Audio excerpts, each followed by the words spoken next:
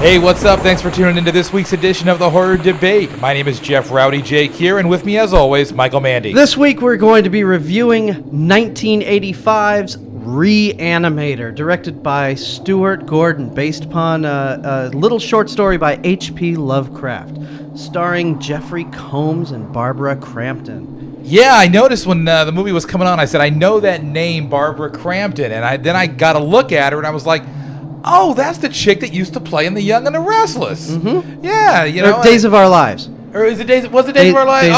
Okay. Yeah, it was one of those daytime soaps I remember that we used to watch all the time. She was a regular, man. You used to watch it? Oh, I didn't really used to watch it. My parents used to watch it, you know? I mean, one of those things. But anyway, pretty actress, you know? Mm-hmm.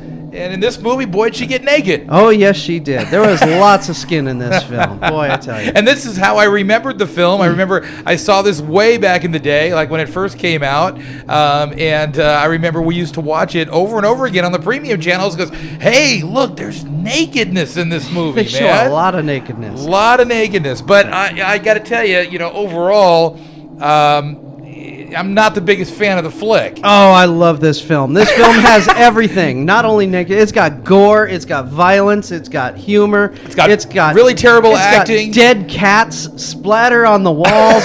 it's got a cool soundtrack too. Oh. I mean, like something terrible will happen and a character will just look up into nowhere and you'll hear that theme. That's almost like the Psycho theme. Just dum dum dum, and it's like you know what the character. Did you say dump? Yeah, that's kind of how the thing goes. That's kind of how this movie was. Yeah. Oh, I love this film. This film is fun. It's gory, but fun. Yeah, it had a little bit of a fun vibe to it going on, but I don't know. The acting was overacting, and they were chewing it up, but you could tell everybody had a blast filming this. Well, what was it about, man? The basic plot of this film is there's this weird guy named Herbert West who kind of got kicked out of Switzerland, and he comes to this university on the East Coast. How do you get kicked out of Switzerland? Well, when the person you're studying under freaks out and dies, they probably, he said there was nothing more I could learn there. So he came to this university. But he didn't get kicked out of Switzerland. He just felt like he had done to the extent of his studies, Well, they right? found him with a dead body on the floor. What did you do to Dr. Normal. Gruber? That's normal. Anyway, go ahead. It's normal in Switzerland?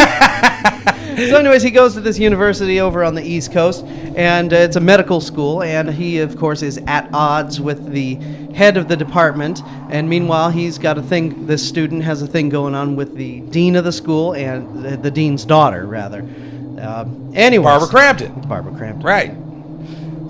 I love this film. So exactly now, what do you love about this film? Do you love the gore? The gore is awesome. You love the nakedness. Skin is awesome. Lots of skin. You love the soundtrack. Did you Love the actually music. say you love the soundtrack? Oh, the music is awesome in this. So am I going to see you rolling in the Durango, blasting this out the windows?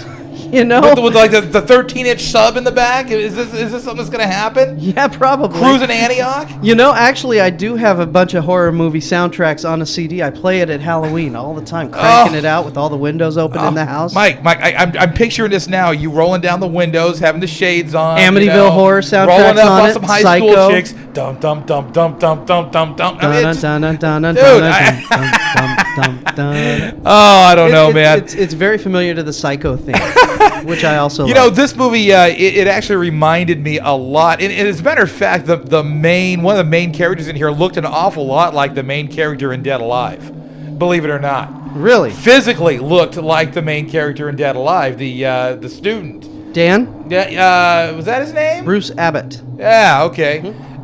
He looked an awful lot like the male lead in Dead Alive. So I was like, oh no, here we go again. Honestly, Dead Alive is a lot worse than this movie. This movie stands up a lot better than that does, but I'm not sure how much that's actually saying about this movie because I really despised Dead Alive. Yeah.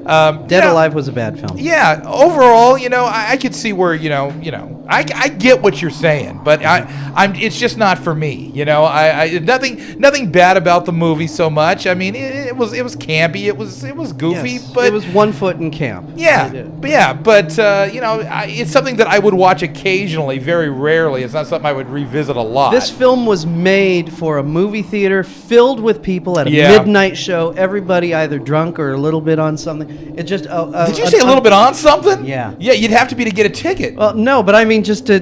This is a film to just go screaming at the theater. I remember the scene where the instructor is pulling back the. He's basically scalping this cadaver, and you made the comment that they were just howling in the theater, man, or the theater or whatever you call it, and they were just howling at it, And I'm like, I can see that in a crowd environment. This movie would have been fun. And when everything when the cat gets thrown against the wall and he leaves chunks and bits and pieces on the wall. That was cool. As it slides down, the audience was just like, "Oh, that was cool. That was nice. There was a lot of chunks in this movie. As a matter of fact, a lot of jibs. A lot of jibs. Film. Yeah. Reminded me of some of the games I play. I kind of dug that. This film has a lot of blood in it, a lot of splatter. Yeah, and you notice now. See, this movie was made in 85? 1985. Right, and by 85, they had figured out the art of real-looking blood.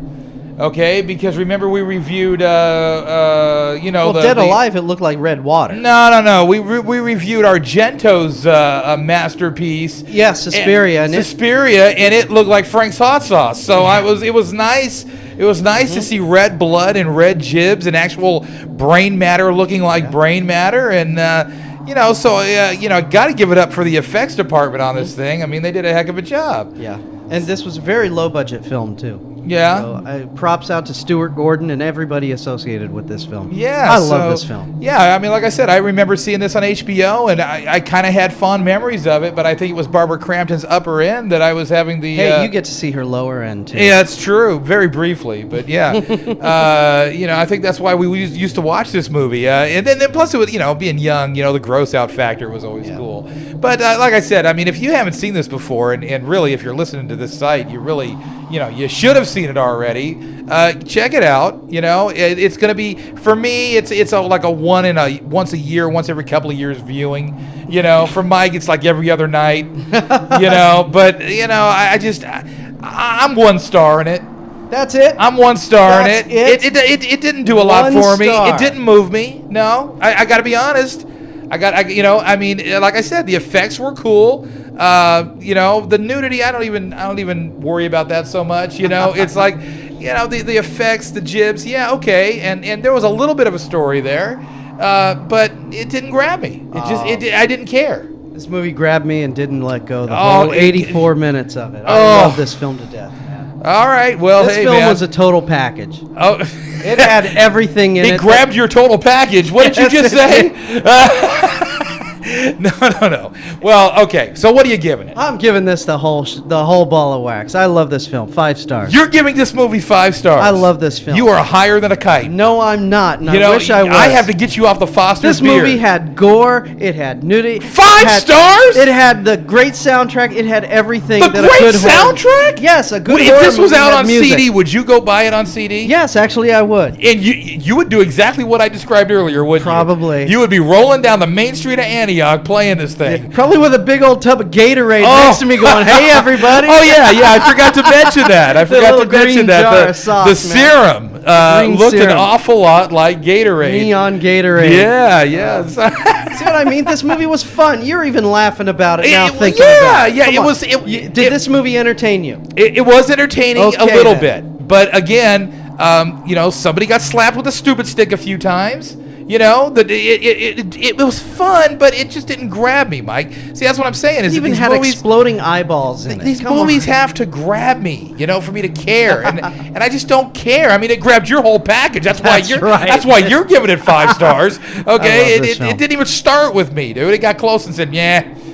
So I don't know. I'm sticking with it, man. 1 star. If you're all in a fraternity or something, get all your friends together, pop the keg open or a couple of 6-packs, and have a good time. I think you're reliving 1985 or whatever it is a little too vividly here, dude. I mean, in 1985, people would have screamed and howled over this. Yep. In 2007, people will walk out the door during this. No. You don't think so? I don't care. Okay. Yeah, Mike's sitting there with this big tub of popcorn going, that's right. Where's all my buddies? Come on, Jeff. I know. Let's watch it again. Oh, no, man. I'm playing Doom or something, man. I'm not watching this thing. No. Yeah, it's a 1-star flick for Rowdy. No, I'm taking it all the way. It's a bunch of fun. Can you It's realize entertaining. if you do take this all the way, this is your first 5-star movie besides Halloween? Besides Halloween. Yeah, that's what I'm saying. I mean, you don't give it out very. Neither one of us give it out very often. No. But I just don't see the. Tell you, when I saw the Millennium edition of this film, I just had to get it, and I was just in seventh Yeah, heaven and the we should whole actually day. mention. We should actually mention that. And you know what? Barbara Crampton and her, the guy I who wasn't played going to Herbert mention Barbara West, Crampton. they do a audio commentary on this too. It's a lot of fun. Well, let me say this: they did release a new version of this just recently. I believe it's a 2-disc special edition, right? That just came out not too long ago. I have not viewed that version. We actually watched a little bit older release. It's also a 2-disc release, right? And I'd have to say, just by judging the way this one looked, I don't know if the new one can look any better. This one actually was very, very clean. Well, didn't they just remaster this in high definition for Monsters HD not too long ago? They do play it on Monsters HD, and I'm supposing that it is probably remastered HD. I have not caught it on there, but like I say, man, I think you take some of these old movies and you bump the resolution up so high, and then you start to see some of the seams, and some of the special effects and stuff. Yeah, some of the flaws. But then again, this was all natural type stuff too. It was all liquid latex. You just and want to fake see heads Barbara and Crampton's upper end and lower end and side end and everything else in high definition and widescreen. Come on now. I saw your face, dude. You kept looking over at me like, you see it? You see it? Huh? You see it? Like a dirty Groucho Marx. Hey, you see it? Huh? You see it? I don't... Well, because I've seen it enough times. I wanted to see you watching it for the first time. I have seen this movie. I told you I had seen it before. As Wore the kid, videotape out, pausing it, I bet, too. Right. As a kid, I mean, obviously, it's going to have an impact. I just don't see now where it has a significant impact. Like I said, I think that whole experience with you in the theater, with all those people howling and screaming and having a good time, I would enjoy that. I'd probably give it a higher rating if I had experienced that. You know what I mean? But sitting down watching it nowadays, it's just not the same thing. Well, yeah, you don't want to see this sitting by yourself, all by yourself in a dark room. Right. It would be a 4-star film. Okay. Woo! Mike's hit the joy juice a little too hard tonight. No, Okay. No. All right. Are you sticking to this 5-star I'm thing? sticking with it. This was All a right. lot of fun. Heck, I'll go watch it again. Let's go. Okay. You watch it when you get home, Mike. Okay. And see if it'll grab your package twice in the same night, okay? It probably will. All right. I'm Michael Mandy. He's Rowdy. Jeff, we'll talk to you next week at the Horror Debate.